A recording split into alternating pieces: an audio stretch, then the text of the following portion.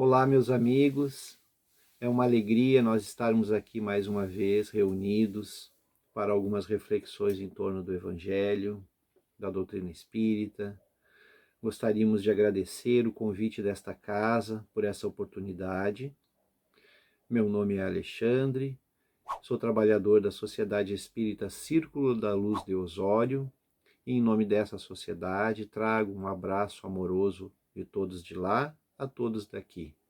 Possamos transcorrer esses momentos em clima de paz, de harmonia, rogando a Jesus e a espiritualidade desta casa que nos ampare nesse momento, a fim de que possamos conduzir com retidão, com espírito de serviço, esses momentos e essas reflexões acerca do Evangelho que é do Cristo e da doutrina espírita, que é uma doutrina dos Espíritos, trazida pelo Cristo a todos nós. Queridos amigos, escolhemos para essa oportunidade o tema pensamento. A doutrina espírita nos traz muita informação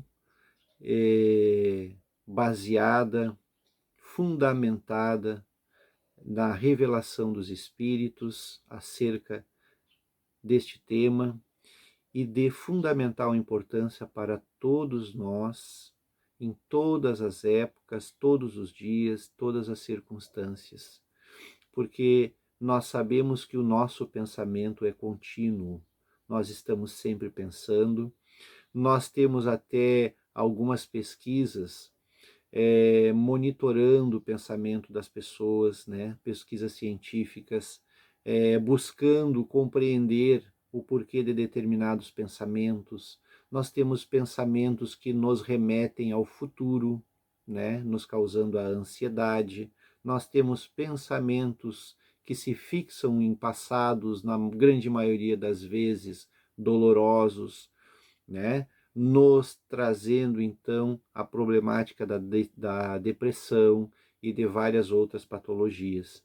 Enfim, o nosso pensamento é nosso e nós, à medida que vamos compreendendo este funcionamento, que é muito íntimo, é muito pessoal, ele vai se tornando então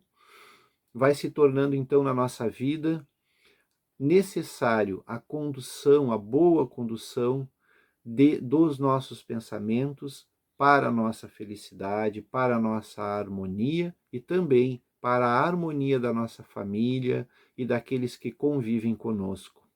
E nós iniciamos então a nossa reflexão com a questão 89A do Livro dos Espíritos, onde a espiritualidade nos diz que quando o pensamento está em alguma parte, a alma também aí está, pois é a alma que pensa. O pensamento é um atributo.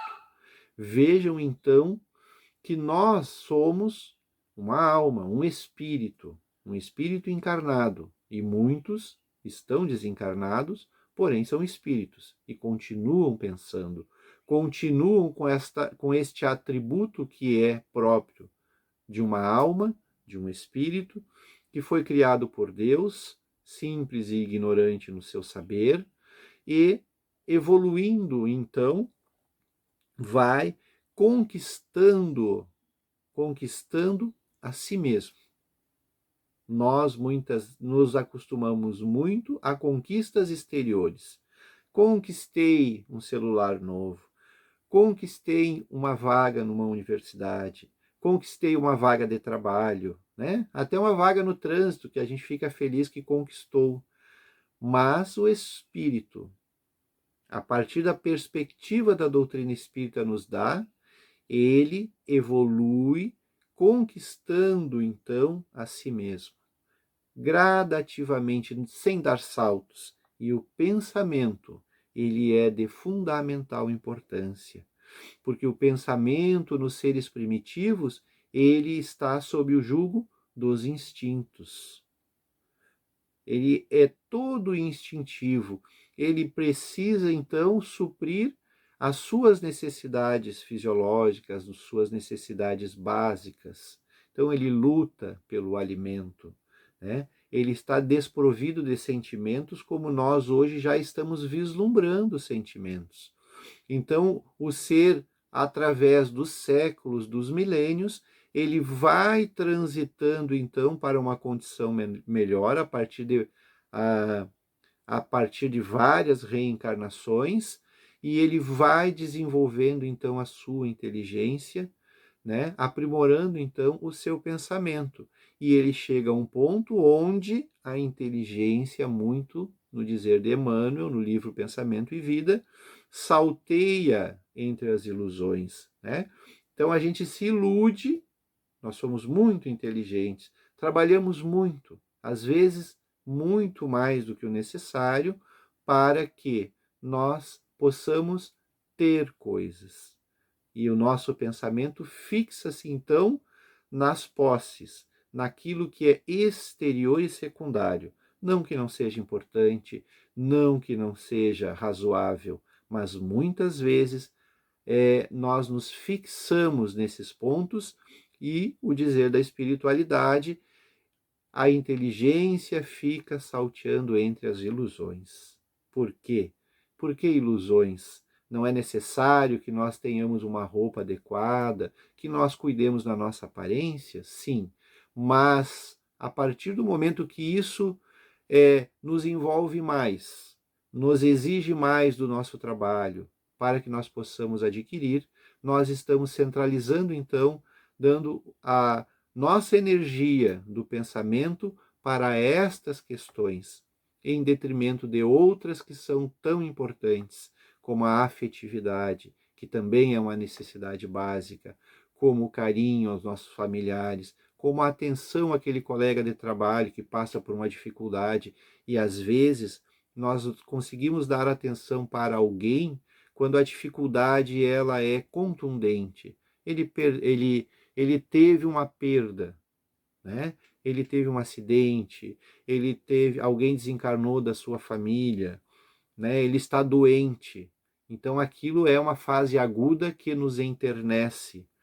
Agora, nós precisamos compreender que uma pessoa, aquela pessoa que nos causa irritação, que nos causa aversão, né? Aquele espírito muitas vezes está adoecido e ele está num momento reencarnatório, a reencarnação é um momento, e aquele momento onde ele se faz aquela pessoa que é mais arisca, digamos assim, né? Aquele irritado, aquele que é difícil de conviver, ele está num momento onde ele precisa de compreensão.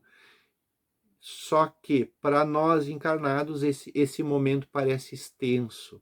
Eu tenho que trabalhar com ele todo dia, né? Lá vem aquela pessoa, né? Ah, hoje a minha esposa não está bem, pá. E aí ela começa a ser daquela maneira, ou o nosso esposo, enfim, aquele familiar, né, que nos causa dificuldade. Eles estão em momentos, assim como nós mesmos, né? Se nós olharmos para nós, nós estamos em determinado momento que não é fácil para outras pessoas. Nós sempre achamos que o outro é difícil para nós, muitas vezes, mas a gente já identificou quantas vezes nós somos difíceis para a convivência com o outro? E evoluindo, o espírito alcança, então, quando ele se dá conta normalmente, pela dor que a ilusão nos proporciona, nós então vamos adquirindo, o espírito que somos vai adquirindo experiências, vai evoluindo, vai educando o seu pensamento, até que ele consegue então cultivar melhores pensamentos, melhores sentimentos, né? Então aí aquilo que é externo acaba diminuindo gradativamente a sua atenção, o seu anseio de posse, e ele vai então trocando ter pelo ser útil, ser alegre, ser feliz, ser afetuoso, ser fraterno, que é o convite do Evangelho a todos nós, e isso exige renúncia. E Joana de Ângeles, no livro Atitudes Renovadas, ela vai dizer o seguinte para nós, que é de fundamental importância, que de acordo com o teor vibratório do pensamento, se ele é bom, regular, mau, infeliz, enfim. Por que teor vibratório? Porque quando nós vamos imaginar assim, às vezes a gente pensa em algo e tem vontade de chorar, né? Ou seja, essa vontade, essa emoção é um teor vibratório se apossando de nós, se transformando em algo palpável, não é mesmo? Às vezes a gente tá chovendo e a gente lembra daquelas tardes, né, na casa da avó, que a gente, vamos fazer um bolinho de chuva, e a gente chega a sentir o cheiro. Então, ou senão a gente pensa numa pessoa que nós tivemos um desentendimento e ficamos irritados. Vejam que o nosso pensamento produz sensações, ele tem um teor vibratório e que nós identificamos. É necessário que a gente faça esse caminho inverso de que quando nós sentimos algo, refletirmos como que está o nosso pensamento, para onde nós direcionamos ele, que ele nos causou aquela sensação. Então, diz Joana de Ângeles que, de acordo com o teor vibratório do pensamento, pode-se aferir o nível moral do indivíduo. Vejam que é natural que a gente se lembre de uma contenda, né, de uma discussão, de um momento difícil e se sinta irritado. Agora, manter-se assim é outra coisa. Aí é uma escolha que nós estamos fazendo e que nos mostra que nível moral nós estamos mantendo em nós. Porque aquele que se irrita com uma lembrança de uma contenda, que não foi, que ao invés de pensar, poxa, eu poderia ter evitado, eu poderia ter ficado em silêncio, eu poderia ter pensado em algo, embora pudesse ter razão, em algo que acalmasse o meu irmão. Mas se eu penso que eu devia ter dito mais para ele, eu devia ter feito tal coisa, se eu tiver a oportunidade eu vou fazer tal coisa, eu vou dizer tal coisa, para agravar isso, né? Esse desentendimento. Então, são escolhas e são formas de nós percebermos como nós estamos caminhando. E segue Joana de Ângeles. Em razão disso, cada qual vive no mundo edificado pelo seu pensamento. Ou seja, o pensamento ele é criativo, ele cria. Todas as obras humanas, diz Emmanuel no livro Pão Nosso, capítulo 15, todas as obras humanas constituem a resultante do pensamento das criaturas. Então, quando nós passamos e vemos um edifício muito bonito, que nos chama a atenção, ele passou primeiro pelo pensamento de algumas pessoas que o imaginaram, o idealizaram, o planejaram e executaram. Então, passa pelo pensamento tudo aquilo que nós vemos, que nós tocamos, mas também aquilo que é interior, aquilo que está dentro de nós. Continua Emmanuel dizendo que o mal e o bem, o feio e o belo, viveram antes de tudo na fonte mental que o produziu, nos movimentos incessantes da vida. Ou seja, viveu dentro de nós. Nós estamos doentes hoje?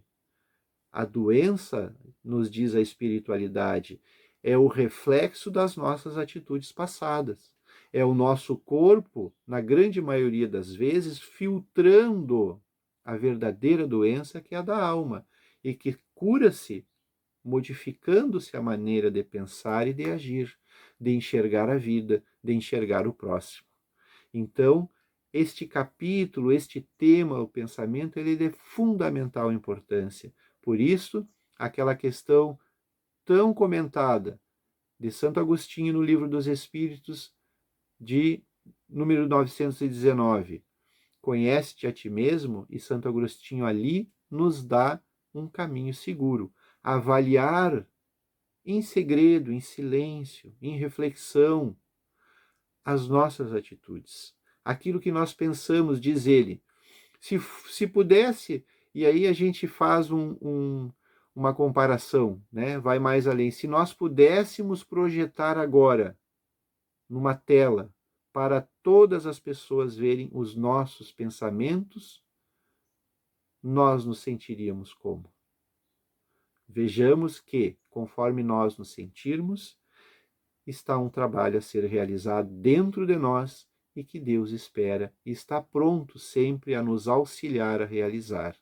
Nós agradecemos, queridos amigos, pela oportunidade de estarmos aqui fazendo essas reflexões.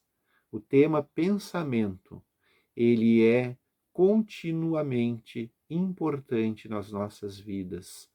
Nós possamos dar atenção devida àquilo que se passa no nosso interior, para que nós possamos caminhar mais próximos de Jesus, tanto quanto Ele está próximo de nós. Um grande abraço, que Deus nos abençoe e até a próxima. Fiquem em paz.